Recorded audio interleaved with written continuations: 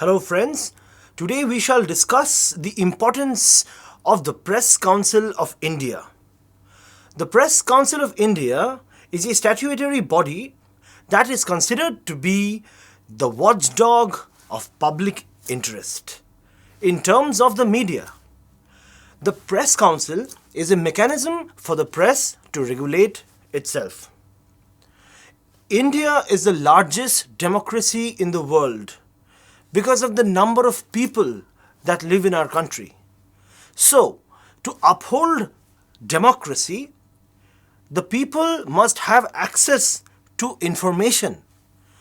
There must be a freedom of the people to express themselves.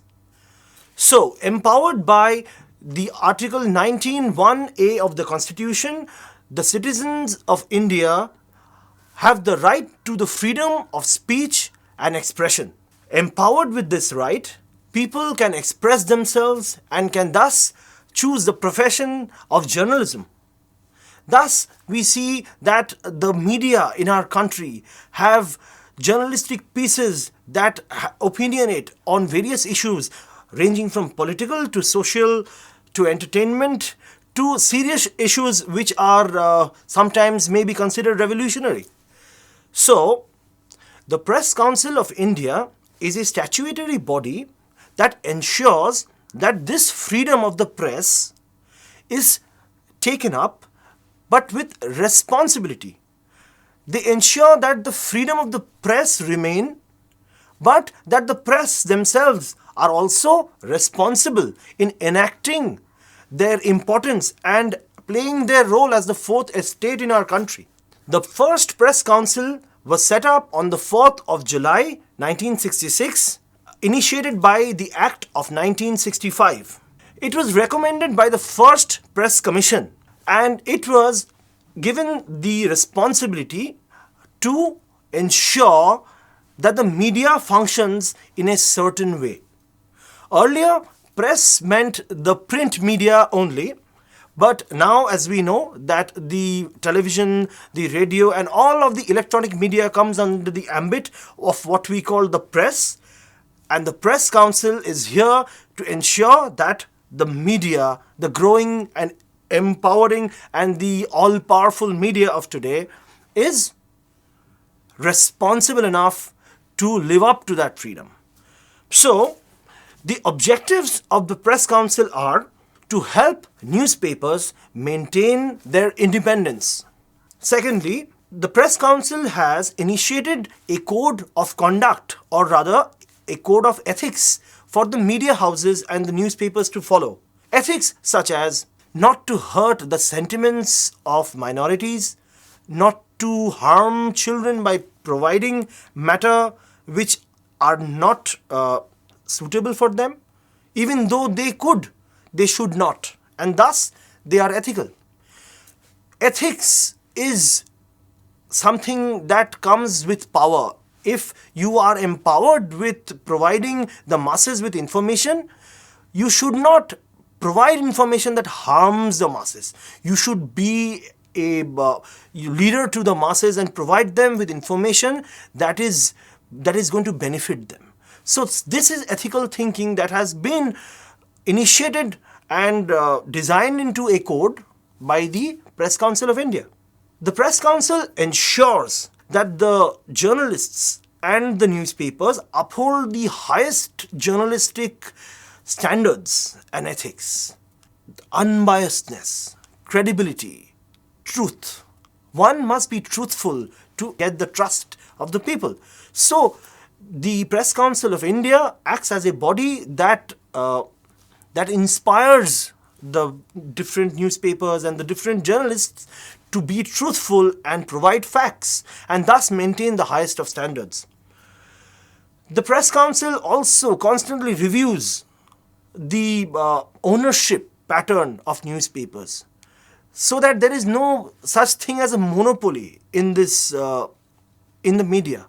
Because once there is a monopoly in the media, then this lack of competitiveness would lead to a one-directional or rather unidirectional and non-diverse form of information flow, which may actually be biased and which may actually be partisan, which is not good for the primary goal, that is to uphold democracy, which is the primary role of the press. The Press Council acts as a bridge between the government and the media industry on a whole, and also between the people. They are ensuring that the people are not hurt by information that is hurtful, by censuring the press against providing such information. The Press Council aids the industry, the media industry, by ensuring that their freedom is not further restricted. And they also act on behalf of the government in ensuring that the media works as a fourth estate and thus upholds the democratic form of government that is there in our country. Moreover, functional relationships between all the three facets that we just discussed is also necessary. There must be a working relationship which is aiding each other. There must be this sense of harmony which is promoted by the Press Council in regards to the media in our country. So, the Press Council of India upholds this role of a sentinel who is a representative of the press, who is also a representative of the people and a soldier of the government.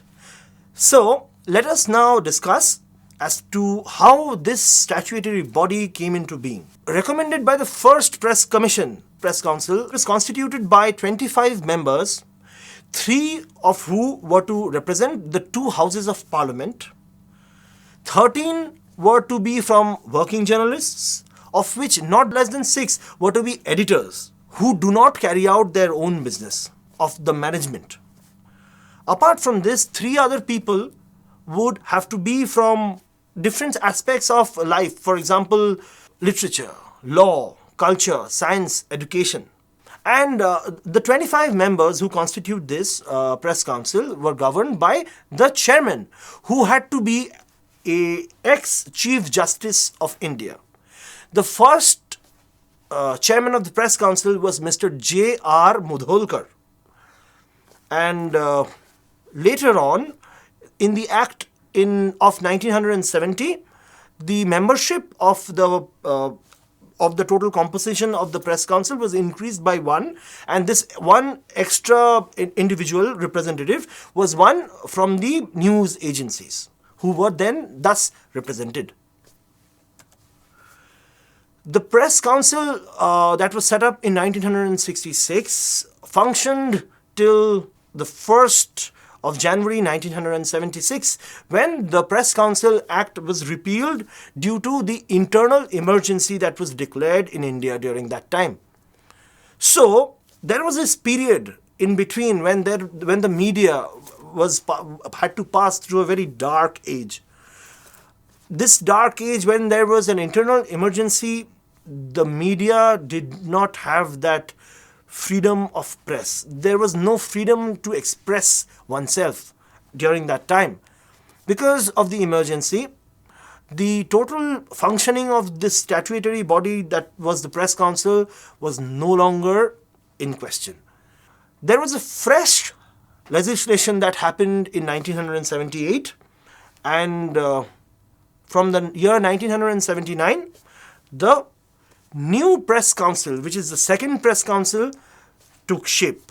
And this new Press Council had a similar kind of objective and also a similar kind of a composition, except that there were 28 members and 1 chairman who conducted the same pattern of work at a more advanced level due to the advancement of the media technology as well. But then it was the second reincarnation of the Press Council of India, and it exists as it exists today as well. The general powers of the Press Council of India are summoning and enforcing the attendance of persons and examining them, requiring an inspection of documents, receiving affidavits and evidence, requisitioning public records from any court or any office, issuing commissions for the examination of witnesses and documents, and any other matter which they feel that should be prescribed for the growth or for the safeguardness of the press. Well, in order for a body like the Press Council to be effective, it must be empowered legally, right? So, the Press Council of India is empowered with the power to censure, meaning it can censure any journalist, any newspaper house, or any media agency as and when it deems fit. It can be as a form of a punishment against any act that has been committed by any journalist, which is against the ethical working of the media. For example, the Press Council can ask a certain journalist to write to apologize in a way for something that they have written in an article before, which they feel should be apologized for. And when such a decision is made by the Press Council, it must be enacted by that journalist or by that newspaper house for it to keep functioning. Now that we understand what the Press Council is, what its composition is, how it was formed, and what is its objective and what are its powers, we must understand the core purpose of the Press Council. The purpose of the Press Council is to ensure that the freedom of press exists and keeps on existing. When there are instances when the freedom of expression, freedom of speech and expression is used in a way that is unethical and it is exploited over its actual relevance, at that point people, or rather governments, may feel the need to restrict that freedom further. For example, in 2009, when there was the paid news scandal, the media lost their credibility altogether because journalists started accepting bribes and then started writing articles based on the financial bribe or the financial aid they had received from political parties, thus misleading the people and thus disturbing the democratic process that we call elections in our country. So once things like these happen, the governments may provide this as a case study to further restrict the Article 19(1)(a) of the Constitution, which empowers us citizens. You see, media agencies, newspapers, they are organizations. They are not individuals. The right to freedom of expression is a citizen's right.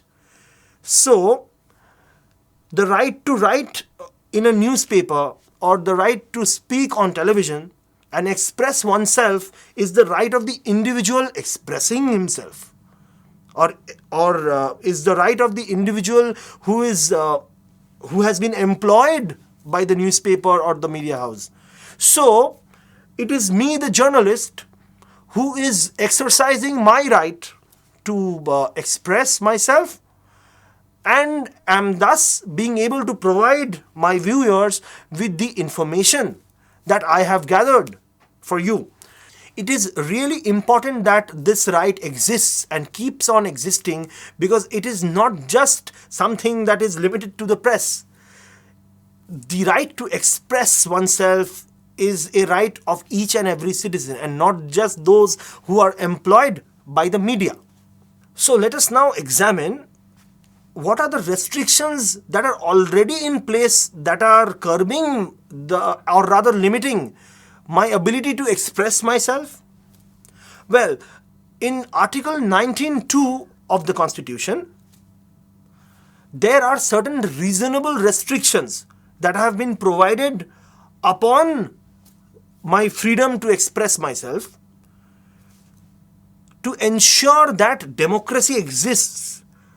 Because if my right to freedom of expression would have been unlimited, then it would actually curb the rights of my fellow citizens. That is why such restrictions are in place. Restrictions such as the security of the state. I cannot express something which will make my country malleable or make my country put my country at risk. I cannot offend other foreign countries and thus disregard the friendly relations that we share, perhaps.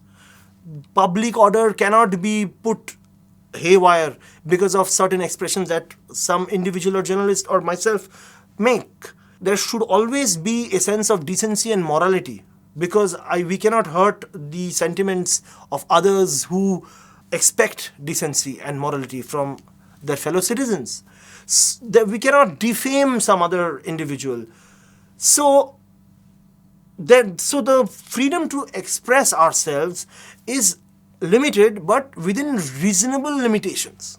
So there have been various enactments that have been that have taken place to curb the freedom of expression. For example, the Press Objectionable Matters Act of 1951. So this was an act that was put in place to curb the media from expressing information that may be objectionable to some other party, some other individual, some other organization. But this act did not have any structure as such to identify what is objectionable. How would you define objectionable? Objectionable is very subjective. So it was repealed in 1957 then again. But the effort was made to censure, or rather to curb, the freedom of expression. So the Press Objectionable Matters Act was thought to be there to take the journalist who has written something or given out a certain piece of information, to take that journalist to court, because there is a law suggesting that yes, you can. And then you can twist the word objectionable and you can utilize the word objectionable in your own way and say that yes, this piece of information is objectionable to me because this is how it has affected me. But this law does more to curb democracy and does more to curb the right to express, rather than safeguard the right of the other individual who considers something to be objectionable. There is always this concept of public interest. The media works to uphold information in public interest. That is how actually it should. Well, with private media organizations coming up and as soon now that it is an industry rather than a fourth and rather than an estate altogether, and there is a lot of finance involved, because of which the media has lost that role model facade that it had, that it is the fourth estate. The laws are being enacted to curb it further because it is giving out that chance. So just like the Press Objectionable Matters Act took place way after we were independent, such instances of curbing the press have existed since long before. Even in 1878, the Vernacular Press Act was enacted by the British to censure the media, the vernacular media, who were writing against the British government and their atrocities. So this struggle, this class struggle, one class being the media and the other class being the government and the bureaucracy, shall always continue. And we need a watchdog, or rather a sentinel, who stands guard and who ensures that we do not lose our rights. So that is where the Press Council comes in this case. The Vernacular Press Act was was considered during that time the Lytton's Act, because it was enacted by Lord Lytton. It was a draconian act because journalists were arrested and the printing press was shut down. All their capital and their assets were taken away, to set an example for other journalists as well that you should not write against the government. So, but then there was no democracy during that time. So now that we are a democracy and we have certain freedoms, and these freedoms must be upheld, and thus the press must be responsible, and thus the Press Council must be there to ensure that the press is responsible.